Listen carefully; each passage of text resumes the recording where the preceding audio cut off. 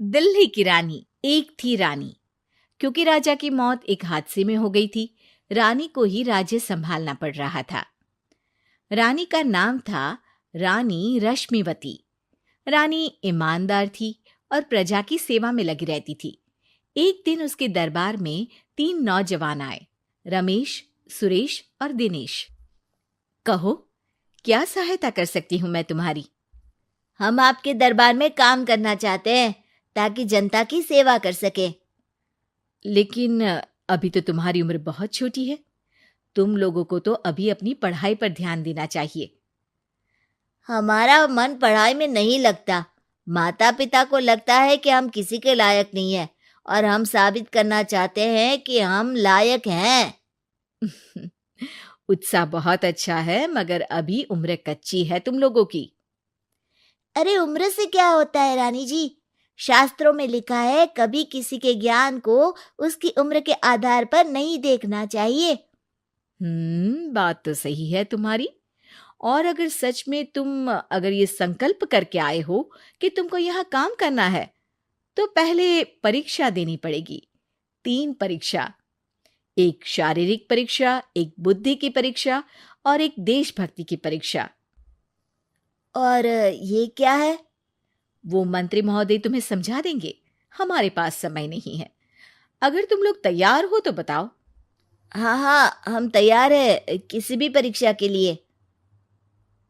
मैं भी तैयार हूँ कुछ भी कर गुजरने के लिए। तो ठीक है मंत्री जी, आप इन तीनों की परीक्षा कल से ही शुरू कर दीजिए। जो आ गया रानी साहिबा। अगले दिन से ही तीनों की परीक्षा शुरू हो जाती है। पहले शारीरिक परीक्षा, यानी किस में कितना है दम, ये देखेंगे हम। क्योंकि शरीर में दम होगा तभी तो प्रजा की सेवा में दम लगा पाओगे। हमें क्या करना होगा? वो पेड़ दिख रहा है, जो सबसे पहले चढ़ेगा उस पे दरबार में नौकरी पाने के अवसर उसी के बढ़ जाएंगे। मैं चढ़ता हूँ। अरे रुको रुको, गिनती गिनने दो।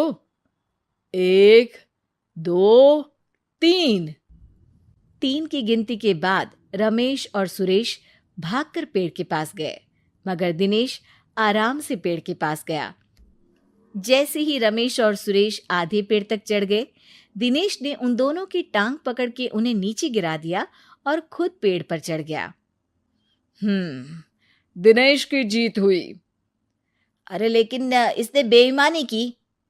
बेईमानी नहीं की, बुद्धि लगाई। शरीर के दम के साथ दिमाग में भी दम होना चाहिए। क्यों मंत्री जी? हाँ हाँ, बात तो तुम्हारी सही है, लेकिन बात अगर बुद्धि की है तो बुद्धि की असली परीक्षा हम कल लेंगे। शाम को जाकर मंत्री रानी को सब बता देते हैं। यानी दिनेश उन सब में ज्यादा होशियार है। जी रानी साहिबा। अगले दिन तीनों की बौद्धिक परीक्षा का समय होता है। आज हमें क्या करना है मंत्री जी? थोड़ा सब्र करो, कल जल्दबाजी में ही हारे थे तुम। सही कह रहे हैं मंत्री जी। अरे तू क्यों ज्यादा बोल रहा है? तू भी तो हारा था ना कल। ए दिनेश, ज्यादा होशियार मत बन। अरे अरे अरे, लड़ो मत। आज की परीक्षा पर ध्यान दो। आज की बौद्धिक परीक्षा में ये कुछ बोरे हैं, कुछ में नमक है और कुछ में रुई। जिसको जो ले जाना है उठा लो। देखते हैं कि कौन जल्दी से कोई भी एक बोरा नदी के उस पार लेकर जाता है। समय शुरू होता है अब। तीनों बोरों की तरफ बढ़ते हैं। सुरेश, नमक की बोरी भारी है, ले जाने में मुश्किल होगी।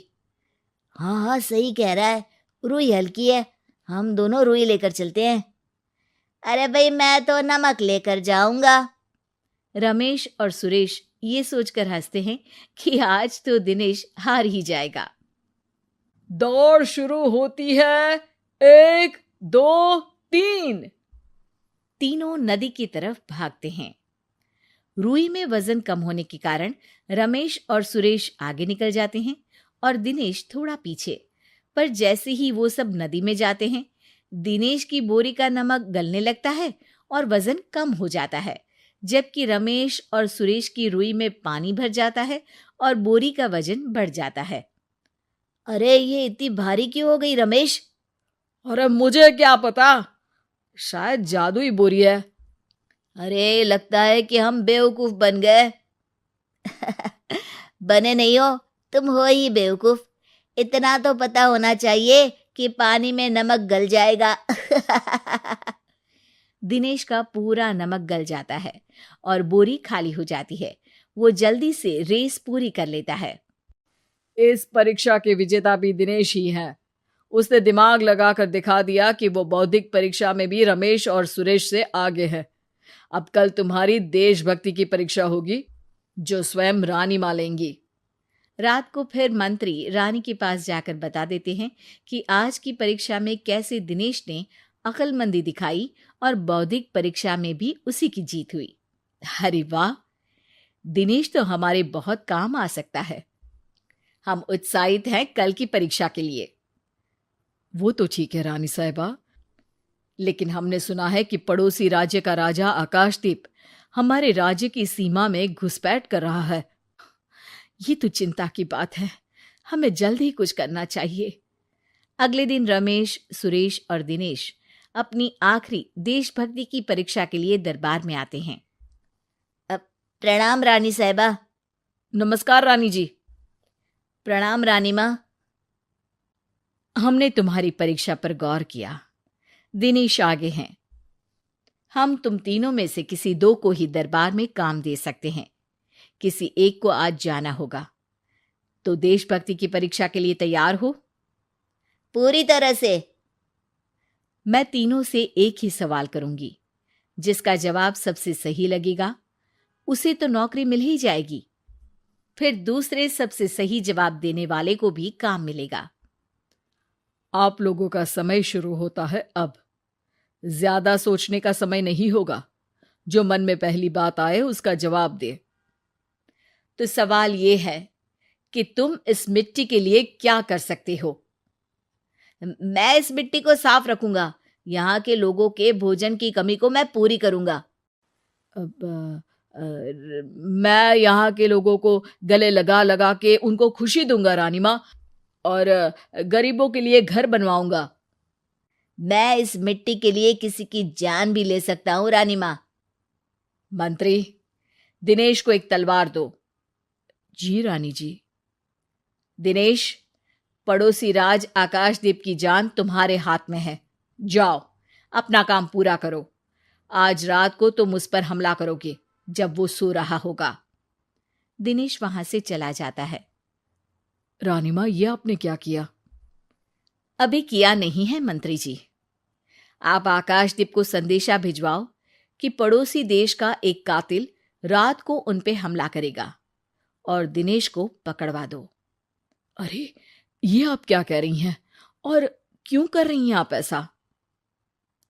राजा को लगेगा कि हमने उसकी मदद की, उसकी जान बचाकर। वो हमारे राज्य का पीछा छोड़ देगा और हमारा एहसानमंद हो जाएगा। और दिनेश का क्या होगा? इस राज्य को दिनेश जैसे शातिर और लड़ाकू लोगों से ज्यादा जरूरत है, ऐसे लोगों की जो लोगों को खाना खिलाने की और खुश करने की बात करे। और ये गुण सुरेश और रमेश में है। इन्हें नौकरी दे दो। दिनेश बहुत चतुराई से नौकरी हड़पना चाहता था, जिसके लिए उसने रमेश और सुरेश जैसे दोस्तों का भी नुकसान किया। पर रानी ज्यादा चतुर निकली। उसने एक तीर से दो निशाने लगाए। दिनेश जैसे खूंखार युवक को राज्य से बाहर करवा दिया और पड़ोसी राजा आकाशदीप को अपना एहसानमंद कर लिया। पूरा दरबार रानी की जय जयकार कर रहा था।